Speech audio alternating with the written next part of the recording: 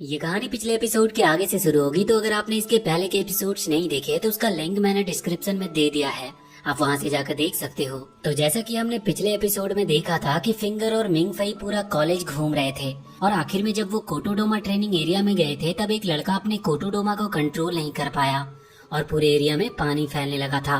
तभी वहाँ पर मिंग फई को भागते हुए एक बहुत बड़ा सा पेड़ दिखता है। अब आगे वो फिंगर से उस ट्री के बारे में पूछता है तो फिंगर कहता है कि ये वर्ल्ड ट्री का एक स्टैचू है और माना जाता है कि ब्लैक ड्रैगन को वर्ल्ड ट्री के नीचे ही दबा दिया गया था, इसीलिए कॉलेज ने इसका एक स्टैचू बना दिया और अब ये कॉलेज का सिंबल है। तभी वहाँ पर पीछे से प्रोफेसर गोडे आ जाते हैं और मिंग फई से कहते हैं कि मैं तुम्हें पूरे कॉलेज में ढूंढ रहा था, तुम्हें अभी मेरे साथ डॉर्म में आना होगा क्योंकि हम एक टेस्ट करेंगे। फिर डॉर्म के अंदर प्रोफेसर मिंग फई से कहते हैं कि कल तुम्हारा 3 एग्जाम होगा जिसमें ड्रैगन लैंग्वेज और टेक्स्ट के एग्जाम होंगे। इसके बाद प्रोफेसर उसे एक सीट पर बैठने के लिए बोलते हैं और कहते हैं कि मुझे तुम्हारा ब्लड चेक करना है। आगे वो प्रोफेसर एक म्यूजिक बॉक्स निकाल लेते हैं और कहते हैं कि माना जाता है जब ब्लैक ड्रैगन किंग दहाड़ते थे तो उनकी गूंज बहुत दूर पहाड़ों से गुजरकर समंदर के आगे तक पहुंचती थी और जहाँ जहाँ भी उनके ब्लड डिसेंडेंट्स होते थे वो उनकी तरफ फेस करके बो डाउन करते थे। इस म्यूजिक बॉक्स में भी वही ब्लैक ड्रैगन के इंस्क्रिप्शन है और वो इंस्क्रिप्शन सभी कोटोडोमा की शुरुआत है और इसे सभी कोटोडोमा में से रैंक 1 भी दिया गया है। अब ये सब सुनकर मिंग फई को कुछ भी समझ नहीं आता और इसके बाद प्रोफेसर उस म्यूजिक बॉक्स को शुरू कर देते हैं, लेकिन इसका मिंग फई पर कोई असर नहीं होता, जो सुनकर प्रोफेसर बहुत ही ज्यादा हैरान रह जाते हैं और वो कहते हैं कि जरूर ऐसा इसीलिए हुआ होगा क्योंकि तुम्हारा ह्यूमन पावर ड्रैगन पावर से ज्यादा ताकतवर है। तो फिर मिंग फई कहता है कि ये भी हो सकता है कि मैं सिर्फ एक मामूली लड़का हूँ, जिस पर प्रोफेसर कहते हैं कि ऐसा नहीं हो सकता, प्रिंसिपल कभी किसी की रेटिंग जज करने में गलती नहीं कर सकते। इसके बाद फिंगर इस बात को कॉलेज न्यूज नेटवर्क पर पोस्ट कर देता है। वहीं मिंग फई फिंगर से कहता है कि मुझे तो ये सब सपने की तरह लगता है और आखिर में मुझे ब्रेन वॉश करके घर भेज दिया जाएगा, जिस पर फिंगर पूछता है कि क्या तुम ऐसा नहीं चाहते। ये सुनकर मिंग फई को अपनी पुरानी यादें याद आ जाती है और वो चुप हो जाता है। तो फिंगर उससे पूछता है कि क्या तुम चीटिंग करना चाहोगे, जिस पर मिंग फई मान जाता है। अगले सीन में हम सीजर को देखते हैं जो अपने स्टूडेंट काउंसिल के स्टूडेंट से कह रहा था कि हम लेजर डे पर हार गए थे, इसीलिए नॉर्टन पवेलियन पर अब हमारा हक नहीं है। तभी वहाँ पर नुओ सीजर से कहती है कि अभी कॉलेज न्यूज नेटवर्क पर एक खबर आई है कि लू मिंग फई पर कोटोडोमा का कोई असर नहीं हुआ और ये सुनकर सब हैरान हो जाते हैं। इस तरफ हम प्रोफेसर गोडे को देखते हैं जो कि प्रोफेसर मालिन को लाइब्रेरी में मिलने के लिए बुलाया था क्योंकि उन्हें मिंग फई के टेस्ट के बारे में बात करनी थी। आगे लाइब्रेरी में प्रोफेसर मालिन कहते हैं कि मुझे लगा था कि मिंग फई की ब्लड लाइन बहुत अच्छी होगी क्योंकि उसने सीजर और जियांग को हराया था, लेकिन कोटोडोमा का उस पर कोई असर नहीं हुआ। तभी प्रोफेसर गोडे एक बहुत पुराने लेटर को निकालते हुए कहते हैं कि इसमें व्हाइट ड्रैगन किंग के सीक्रेट्स हैं। आगे प्रोफेसर मेलिन कहते हैं कि सिर्फ व्हाइट किंग का ओरेकल ही है जिस पर ब्लैक किंग के कोटोडोमा का कोई असर नहीं होता और उन्होंने अपने सभी बच्चों पर भी अपने ओरेकल का यूज किया था जिससे उन्हें ब्लैक ड्रैगन के आगे झुकना ना पड़े। लेकिन ऐसा माना जाता है कि उनके सभी डिसेंडेंट भी व्हाइट ड्रैगन के साथ ही मारे गए थे, पर हमें ये नहीं पता कि व्हाइट ड्रैगन का सोल सच में मरा था या नहीं, इसीलिए लू मिंग फई को स्टडी करना बहुत जरूरी है। जिस पर प्रोफेसर गोडे कहते हैं कि वो एक अच्छा लड़का है, इसीलिए मैं नहीं चाहता कि वो एक रिसर्च स्पेसिमेन बनकर रह जाए। तो प्रोफेसर मेलिन कहते हैं कि ठीक है, मैं 3 एग्जाम के खत्म होने तक किसी को भी कुछ नहीं बताऊंगा, लेकिन अगर वो इसमें फेल हो गया तो मैं इसके बारे में सब सच बता दूंगा। अब अगले सीन में हम देखते हैं कि कोई लड़का होलोग्राम ईवा को एक्टिवेट करता है जो कि नॉर्मा का एक दूसरा वर्जन है। वो उससे कहता है कि लू मिंग फई को 3 एग्जाम में पास करा देना, जिस पर ईवा इसकी वजह पूछती है तो वो कहता है कि हमें उसके बारे में काफी चीजें पता नहीं है लेकिन जल्दी पता चल जाएगा, जिस पर ईवा इसके लिए मान जाती है और उस लड़के के हाथ के ऊपर अपना हाथ रखती है। आगे हम देखते हैं कि मिंग फई भागते हुए अपना 3 एग्जाम को देने जाता है और रूम के अंदर वहाँ पर टीचर उसे एग्जाम के रूल्स बताते हैं और एग्जाम स्टार्ट हो जाती है। इसके बाद मिंग फई फिंगर की बात याद करता है जिसने उसे चीटिंग करने की ट्रिक बताया था। वो कहता है कि टेस्ट के दौरान तुम्हें एक ब्लैंक पेपर दिया जाएगा और तुम्हें एक हेलोसिनेशन होगा, तुम्हें अपने विजन में जो भी दिखेगा उस पेपर में कॉपी करना है। तभी मिंग फई की नजर साइड में बैठी एक लड़की पर जाती है जो कि एकदम शांत थी। उसी वक्त टीचर वहाँ एक ऑडियो प्ले करके वहाँ से बाहर निकल जाते हैं और मिंग फई फिर से फिंगर की बात याद करता है जिसने बोला था कि कॉलेज हमेशा 8 ऑडियो प्ले करता है और हमेशा 8 साल तक चेंज नहीं करते, इसीलिए इस साल की क्वेश्चन पेपर बिल्कुल सेम है जिस साल मैंने एग्जाम दिया था, इसीलिए मैं तुम्हें ऑलरेडी आंसर दे दूंगा। तभी मिंग फई देखता है कि उसके सामने बाकी स्टूडेंट अजीबोगरीब हरकतें करने लगते हैं और अपने हेलुसिनेशन में डूब चुके होते हैं, पर उसके साइड में बैठी एक लड़की अभी भी नॉर्मल थी और आंसर्स लिख रही थी। वहीं एग्जाम रूम के बाहर नुओ और टीचर बात कर रहे थे, जहाँ नुओ कहती है कि मैंने एग्जाम में आने से पहले एक स्पीटी विजन देखा था कि जब मेरी मॉम बेड पर लेटी हुई थी तब उनके पास एक शैडो आता है और उनके सोल को ले जाता है और फिर उनकी मौत हो गई, लेकिन मुझे पता नहीं कि वो कौन था। आगे हम देखते हैं कि जब मिंग फई 7 क्वेश्चन को लिख लेता है तभी उसे फिर से वही लड़का दिखता है और वो उसे अपने पास बुलाता है। मिंग फई उसके पास बैठकर उससे उसका नाम पूछता है, जिस पर वो लड़का कहता है कि मेरा नाम लू मिंगजे है, जिस पर मिंग फई कहता है कि मेरा कजन का भी सेम नाम है। आगे मिंगजे कहता है कि ये तुम्हारा स्पिरिट विजन है, यहाँ पर सब अपने अंदर की सच्चाई देखते हैं, इसीलिए तुम मुझे देख रहे हो। और उसी वक्त वो लोग हवा में गिरने लगते हैं और गिरते गिरते मिंगजे उससे कहता है कि सबके अंदर की सच्चाई अक्सर ऐसी चीजें होती है जिससे वो सबसे ज्यादा डरते हैं या उसके बारे में जानना चाहते हैं, या फिर जिससे वो सबसे ज्यादा दुखी हो। जिस पर मिंग फई कहता है कि लेकिन मुझे ना तो तुम में कोई इंटरेस्ट है और ना ही मैं दुखी हूँ। फिर मिंगजे उससे कहता है कि इंसान बहुत बड़े बेवकूफ होते हैं, लेकिन तुम उनसे अलग हो क्योंकि तुम जानबूझकर बेवकूफ बनने की कोशिश कर रहे हो, और तुम दुखी इसीलिए नहीं हो क्योंकि तुम्हारी जगह पर मैं दुखी हूँ। और तभी वो लोग फिर से वहीं पर आ जाते हैं जहाँ पहले बैठे थे और उसी वक्त मिंगजे की आंखों से आंसू निकलने लगते हैं। और फिर उसके बाद मिंग फई की आंखें खुलती है तो वो अपने सामने नुओ को देखता है जो उससे कहती है कि तुम एग्जाम के अंदर भी सो रहे हो और अभी एग्जाम खत्म हो चुका है और तुमने 9 आंसर लिखे हैं जबकि 8 ही क्वेश्चन थे, लेकिन सारे आंसर तुम्हारे सही हैं। इसके बाद जब मिंग फई रूम में आता है तो फिंगर उसे एग्जाम पास करने के लिए कांग्रेट्स कहता है और पूछता है कि मैंने देखा था तुमने प्रोफेसर मैनेस के मैजिक मैकेनिकल डिजाइन का कोर्स चूज किया है, ये आसान नहीं होने वाला। और अभी फिलहाल वो एक मिशन से बाहर है। खबर मिली है कि उन्हें ड्रैगन का सुराग मिला है, इसीलिए वो उन्हें मारने गए हैं। इसके बाद हम प्रोफेसर मैनेस को देखते हैं जो कि ओशियन के ऊपर एक फ्लाइंग शिप में थे। वहीं ए सिंह और एकी नाम के 2 स्टूडेंट ओशियन गए थे।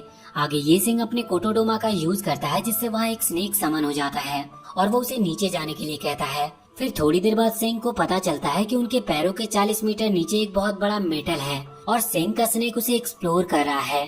लेकिन तभी वहाँ पर अचानक से एक अर्थक्वेक आ जाता और इससे पहले कि वो लोग ऊपर आ पाते उनका सिग्नल टूट जाता है, जिस पर प्रोफेसर मैनेस बहुत ज्यादा दुखी थे और कहते हैं कि ये बिल्कुल 8 साल पहले की तरह हुआ है। पर तभी उन्हें सेंग की आवाज सुनाई देती है जो कि अपने स्नेक के जरिए उनसे बात कर रहा था। आगे सेंग कहता है कि हम अभी बहुत नीचे आ गए हैं और अभी हमारे सामने एक बहुत बड़ी दीवार है।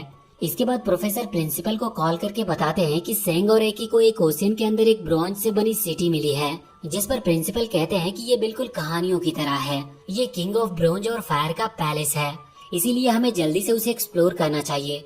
फिर प्रोफेसर कहते हैं कि सेंग को उसके अंदर से किसी चीज का एहसास हो रहा है, मतलब वहाँ पर कोई तो है। जिस पर प्रिंसिपल कहते हैं कि वहाँ पर जो भी होगा हम उसे जिंदा नहीं पकड़ पाएंगे, इसीलिए तुम उसे मार सकते हो। इसके बाद प्रोफेसर प्रिंसिपल से कहते हैं कि मुझे की को यूज करने की परमिशन चाहिए, जिसके जवाब में प्रिंसिपल कहते हैं कि तुम उसे थोड़ी देर के लिए अपने साथ लेकर जा सकते हो।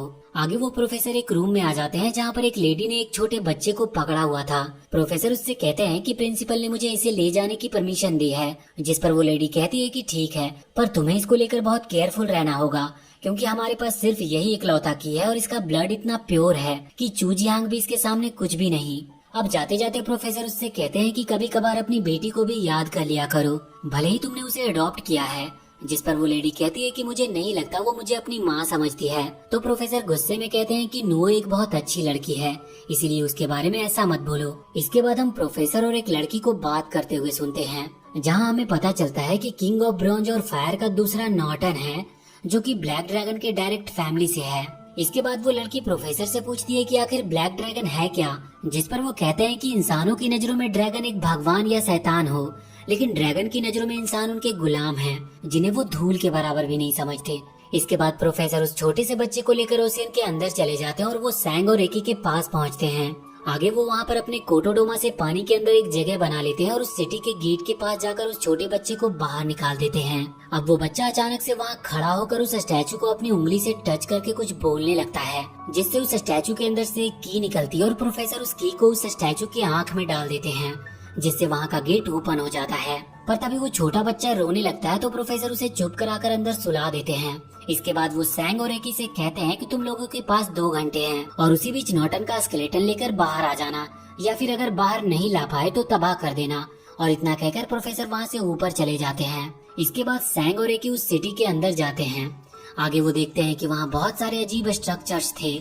फिर जब सैंग और एकी पानी से बाहर निकलते हैं तो प्रोफेसर उस जगह को देखकर नॉर्मा को उस जगह को एक्सप्लोर करने को बोलते हैं, जिस पर नॉर्मा कहती है कि ये ब्रॉन्ज सिटी बहुत बड़े एरिया में बनी है, जहाँ पर ज्यादातर जगह खाली है और ये खाली जगह आपस में टनल से कनेक्टेड है आगे उन्हें एक बहुत बड़ा ब्रॉन्ज का पिलर मिलता है जो कि अब एक पेड़ बन चुका था। तो सैंग एकी को वहीं पर रुककर उसकी फोटो लेने को बोलकर खुद अंदर चला जाता है।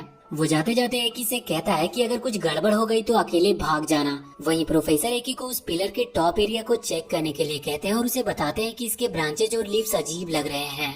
और जब एकी उसे अच्छे से चेक करता है तो उसे पता चलता है ये तो ड्रैगन इंस्क्रिप्शन है। और ये सुनते ही प्रोफेसर तुरंत उसे इसे कैप्चर कर लेने को कहते हैं। नॉर्मा एकी को एक एक करके फोटो सेंड करने के लिए कहती है, पर थोड़ी देर बाद एकी की नजर एक जगह पर रुक जाती है और उसकी हार्ट बीट बहुत ज्यादा तेज होने लगती है।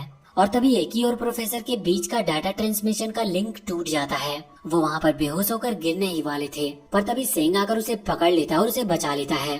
इसके बाद एकी कहती है कि मुझे बस थोड़े चक्कर आ गए थे, पर मैं ठीक हूँ। आगे एकी उससे पूछती है कि तुम्हें कुछ मिला क्या, जिस पर सैंग कहता है कि मैंने उसे ढूंढ लिया है, पर वो बहुत बड़ा था इसीलिए उसे लेकर जाना नामुमकिन था, तो मैंने उसे डिस्ट्रॉय कर दिया। इसके बाद वो लोग वहाँ पर उस पेड़ के नीचे एक छोटे स्टैचू को देखते हैं। तो सैंग एकी से उसे उठा लेने को बोलता है, लेकिन तभी अचानक से एक ब्लैक फिगर पीछे से उसके ऊपर अटैक कर देता है। एकी सैंग को मदद के लिए बुलाती है, पर वो देखती है कि ये ब्लैक फिगर कोई और नहीं बल्कि खुद सैंग ही है, जो उसे बताता है कि जब मैं यहाँ आया था तब मैंने इस स्टैचू को तुम्हारा पीछा करते हुए देखा, इसीलिए तुम्हें बचाने के लिए मैंने ऐसा किया। ये सुनकर एकी कहती है कि इसका मतलब अभी अभी मैं इस स्टैचू के कब्जे में आ गई थी क्या। आगे एकी उससे पूछती है कि ये तुम्हारी पीठ पर क्या है, जिस पर सैंग उसे बताता है कि ये मेरे स्नेक ने ढूंढा था, पर अगर सच में ड्रैगन किंग इसमें सो रहा है तो वो अभी एक बच्चा होगा, इसीलिए इसको चुरा लेना ही सही होगा। तभी हम देखते हैं कि अचानक से उनके पीछे की दीवार हिलने लगती है। ये देखकर वो दोनों वहाँ से भागने लगते हैं, लेकिन वहाँ पूरी सिटी अब हवा में उड़ रही थी। आगे सैंग एकी से कहता है कि तुमने जब उस स्टैचू को टच किया तब इस शहर को हमारे बारे में पता चल गया और इसीलिए अब ये बंद हो रहा है। इसके बाद हम मिंग फई को देखते हैं जो नींद से अचानक अपनी आंखें खोल देता है और उसे एक बेल की आवाज सुनाई देती है। और तभी उसके सामने मिंगजे आकर कहता है कि ये मौत की घंटी है और अचानक से वो एक रिंग टावर के ऊपर पहुंच जाते हैं। अब मिंग फई ये देखकर मिंगजे से कहता है कि मुझे इस सपने से बाहर निकालो। तो मिंगजे कहता है कि क्या पता तुम जिसे सपना समझ रहे हो वही असलियत हो और तुम जिसे असलियत समझ रहे हो वही सपना हो। तो मिंग फई कहता है कि तुम क्या कह रहे हो और यहाँ पर कर क्या रहे हो। तो मिंगजे कहता है कि मैं तुम्हें चेतावनी देने आया हूँ क्योंकि डेथ बेल अब बज चुकी है, किसी की मौत होने वाली है और तुम मुसीबत में पड़ने वाले हो, लेकिन तुम उसे एक अपॉर्चुनिटी की तरह भी इस्तेमाल कर सकते हो। फिर मिंगजे मिंग फई के सामने आकर कहता है कि क्या तुम्हें अपने गेम के चीट्स याद हैं। तो मिंग फई बोलता है कि हाँ मुझे याद है वो, जिस पर मिंगजे उससे पूछता है कि अगर तुम्हें सारे चीट्स में सिर्फ एक चीट चुनना हो तो तुम कौन सा चूज करोगे। तो मिंग फई कहता है कि वो ब्लैक सिप वॉल को चुनेगा जिससे सभी मैप्स ओपन हो जाएंगे, पर मिंगजे कहता है कि अगर तुम उसे यूज करोगे तो अपने चारों ओर के मैप्स देख पाओगे और तुम्हें जल्द ही इसकी जरूरत पड़ेगी। और इतना कहकर मिंगजे वहाँ से चला जाता है। तभी अचानक से फिंगर मिंग फई के सामने आकर उसे नींद से जगा देता है और कहता है कि क्या तुम्हें अलार्म सुनाई नहीं दे रहा है, जल्दी मेरे साथ चलो। और तभी वहाँ पर एक अनाउंसमेंट होती है कि सभी क्लास ए और उससे ऊपर के क्लास वालों को इकट्ठा होना है। आगे जब फिंगर और मिंग फई जा रहे थे तो रास्ते में उन्हें नुओ मिलती है जो फिंगर से पूछती है कि सिर्फ एक क्लास और उससे ऊपर के स्टूडेंट्स को बुलाया है तो तुम क्यों जा रहे हो। और ये सुनकर फिंगर वहाँ से रोते रोते चला जाता है। इसके बाद अब मिंग फई एक कंप्यूटर स्क्रीन के आगे बैठा होता है, पर उसे कुछ भी समझ नहीं आ रहा था कि वहाँ चल क्या रहा है और करना क्या है। और तभी उसकी नजर उस लड़की पर पड़ती है जिसे उसने क्लास टेस्ट के टाइम पर भी देखा था। और तभी वहाँ पर एक प्रोफेसर कहते हैं कि हमारे 2 एग्जीक्यूटिव मेंबर अभी ड्रैगन रेल में फंस गए हैं, इसीलिए हमें कुछ भी करके उन्हें वहाँ से निकालना होगा। फिर वो सबको बताते हैं कि किंग ऑफ ब्रॉन्ज और फायर का सिटी हमेशा अपने स्ट्रक्चर्स बदलते हैं और वहाँ से निकलने का कोई फिक्स रास्ता नहीं है, इसीलिए हमें कुछ भी करके उसे सॉल्व करना पड़ेगा, लेकिन हमारे पास सिर्फ 20 मिनट हैं। तभी सीजर कहता है कि इंसानों को ड्रैगन इंस्क्रिप्शन ट्रांसलेट करने में लगभग 15 साल लग जाते हैं, इसीलिए ये तो इम्पॉसिबल है। तो प्रोफेसर उससे कहते हैं कि हमें आखिरी दम तक हार नहीं माननी चाहिए, भले ही 1% चांसेस क्यों ना हो। आगे मिंग फई देखता है कि सभी स्टूडेंट्स वहाँ पर अपना अपना कार्ड स्वाइप कर रहे थे, इसीलिए मिंग फई भी अपना कार्ड स्वाइप करता है, जिस पर वहाँ पर एक दूसरा होलोग्राम उसका वेलकम करती है और उसका नाम एवा होता है। फिर एवा मिंग फई के हिसाब से उस कंप्यूटर को गेमिंग स्क्रीन की तरह ट्रांसफॉर्म कर देती है और उससे कहती है कि मैंने ये तुम्हारे हिसाब से चेंज किया है। मिंग फई देखता है कि सभी स्टूडेंट्स बहुत तेजी से काम कर रहे थे और सॉल्यूशन निकालने की पूरी कोशिश कर रहे थे। ये देखकर मिंग फई सोचता है कि क्या सिर्फ मैं ही हूँ जो कुछ कर नहीं सकता। और तभी मिंग फई को मिंगजे की बात याद आती है और वो कीबोर्ड पर ब्लैक सी वॉल टाइप करता है। और तभी अचानक से वहाँ के कॉलेज के साथ पूरे एरिया की ही लाइट चली जाती है और अचानक से सामने वाली डिस्प्ले पर बाहर निकलने का रास्ता आ जाता है और सब हैरान रह जाते हैं कि ये किसने किया होगा। पर तभी मिंग फई वहाँ से नीचे गिर जाता है और सबको पता चल जाता है कि ये उसने ही किया है। और इसी के साथ हम इस पार्ट को यहीं पर एंड करते हैं। तो अगर आपको आगे के भी पार्ट चाहिए तो इस वीडियो को लाइक करके और कमेंट करके हमें जरूर बताएं। और वीडियो अगर पसंद आई हो तो चैनल को सब्सक्राइब करके बेल आइकन जरूर दबा ले।